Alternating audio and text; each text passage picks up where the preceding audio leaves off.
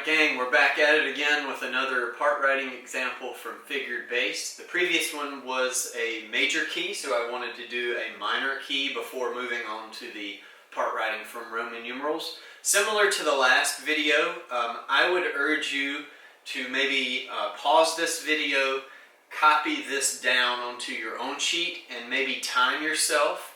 You have 25 minutes to do two part writing examples, so you may want, I've been putting 12.5 minutes on the clock. That would evenly divide the 25 minutes. Again, once we get into next week and dealing with more timing the part writing from Roman numerals, I think you'll find that you can add more time to this because this takes a little longer than the writing for Roman numerals. So, you know, maybe put 12.5 or 13 or 14 minutes on the clock and time yourself. And then if you want to, work that out and then come back and see how my answers compare to yours. Again, just a disclaimer that it is okay and perfectly acceptable that your answers do not match mine. There can be multiple right answers. You just want to make sure that you know, yours don't break any part writing rules, parallels, and things like that. So I am going to, I've got an example here in C minor. 3 flats, common time. We've got the bass provided with the figures below, and I'm going to put 12.5 minutes on my stopwatch and on the screen as well, and then we're going to dive in and knock this thing out. So let's, I'll kind of talk you through it as I do it. I would say if this is your first part writing video that you're seeing of mine, maybe go back to the very first ones that are a little longer. They're a little closer to like 25 minutes long. They are going to be a lot slower, a lot more focused, and dedicated towards the actual steps.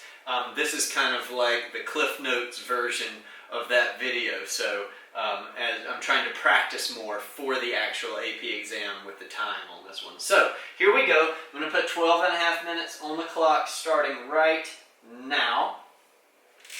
So first thing is to realize the figured bass. We have a C with nothing written over it, so that's going to be a minor 1 chord, and that's spelled C, E flat, G. Alright, we have an F, nothing written underneath it. That's going to be an F, A flat, C. Keep in mind the key signature, and that is a minor 4. So here we've got another F written, so we can write that, that's the lowest note. But we have a 4-2 with a little plus sign written on the 4. So there's a lot happening here.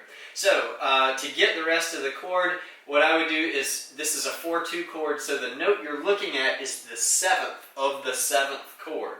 So that means there's a 5th, a 3rd, and a root below it. The root being G, the 3rd being B of some type, a D, and then the F. So it's G, B, D. So to get this little plus symbol, that is affecting the note that is a 4th, because it's on the 4, above the written note. So just count up F, G, A, B. Now a B in this key signature is flat, but that little plus sign means to raise it a half step.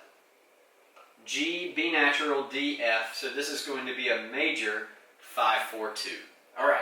Moving on, we're looking at an E flat, but it's a first inversion triad, so that means there's a C below it, which is the root, and there's a G above it, which is the 5th. Continuing, we have another 7th chord with the note given of F. So this means it's a 6-5, which is the first inversion of a 7th chord. That means that there is a D here below it, there's an A flat, and a C. So the note you're given is F, we have D, A flat, and C. To analyze this chord, D, F, A flat, I just went root, 3rd, 5th. D, F, A flat is diminished. D is the 2nd scale degree. So you're going to go ahead and write a 2 diminished, but don't stop there. Remember that diminished 7th chords have to be further analyzed so that you can tell whether it's fully diminished or half diminished. So the distance from D to C is a minor 7th, which means that this is a half diminished. If it were fully diminished, that would have to be a D to a C flat. All right, continuing on, we have no figures written, but we do have a symbol. So it's written on G. That means it's a triad, G, B, D. And in the key signature, it would typically be a B flat. But with this little floating natural sign, a floating sharp sign would do the same thing. Floating natural sign just cancels out the flat. So this is B natural, G, B natural, D is a major 5. And then we have an A flat written. Triad, so A flat, C, E flat, keeping the key signature, so that is major 6. So this is a deceptive cadence. Let me check the time. All right, so 9 minutes just about. So we're still moving on. The next step is to draw your leading tone, resolution tone arrows that happen between the dominant chords and the tonic chords. So we have tonic, predominant, dominant. I forgot to label this chord. This is a minor 1/6. So dominant to tonic, you have resolution tones. It's the leading tone, which is B, natural, leading to C, and the 7th of the 7th chord resolving down into the next chord. So that is this F that's going to resolve down in a minor key, usually a whole step to the E flat, which you won't have to write because it's already given to you in the bass. But and you would not double that in another voice. So it's already given to you, but go ahead and draw the arrow. We have predominant, dominant, and a 6th chord is a type of a tonic chord. I would make sure that the B resolves to C. Even though it's not a 1 chord, 6th chord is considered tonic function. So I would just use your leading tones to resolve to the tonic note. Okay. So now we're ready to write the soprano line. The bass, before we do it, we're going to try to write contrary motion. So if the bass is low, we're going to write the soprano high and vice versa. So we start on kind of a lower note and then jump and work up. So it's kind of a jump, a little flattening out, and then a rise. So it might be wise to do the opposite, is to start higher, jump middle, right? And then work towards a lower note, or just simply maybe just starting higher and descending through the line might be a smarter move. So you might not want to write a G or even a C. You might want to start up here around the E flat. So let's look at it. We can strike through the notes at the very bottom because that's covered in the bass. E flat or G. All right, I don't like writing the G up there. It's way high. It's up on the top of the staff. It makes me nervous. The E flat is a good note. The C would also be a good note to double. The root of the chord. Since this is the melody, why not? Let's have the soprano sing the tonic note, stemmed up. We've doubled that C. Let's see how this plays out. Okay, next chord. We need an A flat and a C. So I don't want to jump up to A flat. And I could continue to use the C that I wrote, but I would rather the melody be memorable, and repeating notes is something you want to do in tenor and alto. Personally, I think at this point I would stop and rewrite this first note. And I know that making edits does take time, but I would do it. I'm going to start now with that knowledge of starting on the E flat now. Knowing now, what I can do is I can descend, the bass ascends, I can descend E flat to C.